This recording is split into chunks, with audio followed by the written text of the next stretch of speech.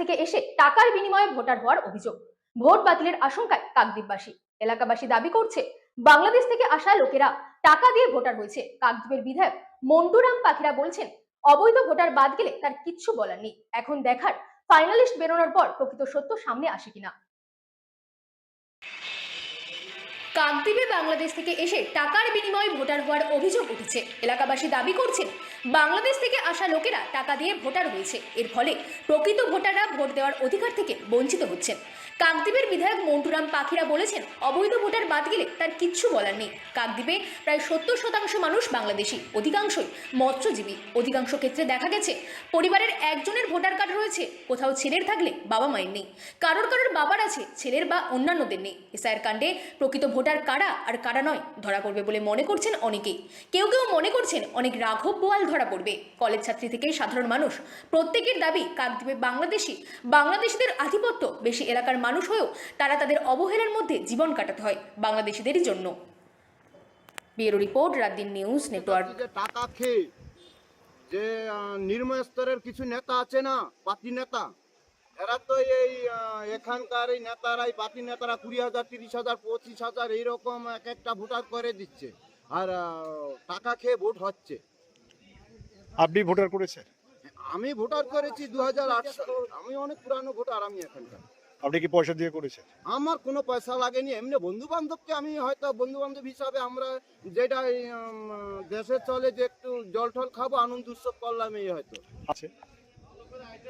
আমার জানা আছে। জানা থাকলেও আমরা এই বিষয়ে চর্চা করি না। দেখি, শুনি, সবকিছুই শুনি, কিন্তু আমরা চর্চা করি না, কেননা আমরা সাধারণ মানুষ, সাধারণভাবে বাঁচতে চাই। বিধায়ক যেটা বলেছে তাহলে সত্যি? বিধায়ক যেটা বলেছে এটা সত্যি। ভোটার মন্টুরাম যেটা বলেছে এটা সত্যি। সে জানে মতো তো বলেছে, তারই তো সবকিছু। এই কাকদ্বীপে তো সেই এমন কিছু নেই যে বিধায়ক না জানে। কাকদ্বীপের আন্ডারে বিধায়ক জানে বলে তো সে বলেছে।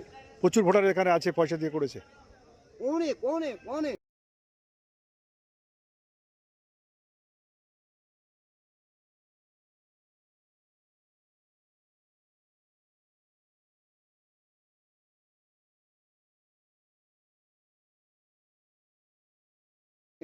অনেক ভোটার আছে, দূর দূরান্ত থেকে এলাকা ছেড়ে ভোটার করেছে অন্য এলাকায়। আপনার নাম? আমার নাম হরিহর দাস। রাজনৈতিক ব্যাপার, এর মধ্যে আমাদের কোনো কিছু নেই। তো আমরা বলতে পারি যে কাকদ্বীপ একটা মৎস্যজীবীদেরই গ্রাম। তো এইসব জিনিসগুলো অনেকদিন ধরেই থাকতে পারে। এছাড়া আমার বিশেষ মন্তব্য করার কিছু নেই। একজনও বৈধ ভোট যাতে কোনোভাবে কাটা না যায়, আমি সে তারই পক্ষে, যাতে একদম যেন কোনো বৈধ ভোট যেন বাতিল না হয়।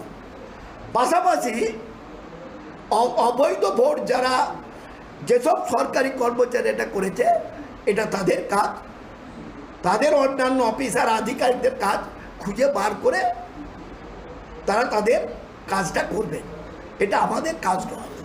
একটা কথা বলছে যে এই সমস্ত মানুষজন তারা সরকারি পরিষেবা পান, যা যা পরিষেবা পড়ি সেখানে প্রায় যে আমাদের এদের স্থানীয় তো না, তারা মনে হয় অনেক বাইরে থেকে এসে, তাদের ল্যাঙ্গুয়েজও আলাদা, দিয়ে তারা এখানে এসছে প্রায় কয়েক বছরই হয়েছে। বছর হতে আমাদের থেকেও তাদের অনেক বেশি স্থানীয়, মানে আমরা যেখানে স্থানীয় লোক তাদের আমাদের থেকে সংখ্যা বেশি। আর আমাদের মনে হয় যে আমাদের থেকে তারা সুবিধাটা বেশি পাচ্ছে, কারণ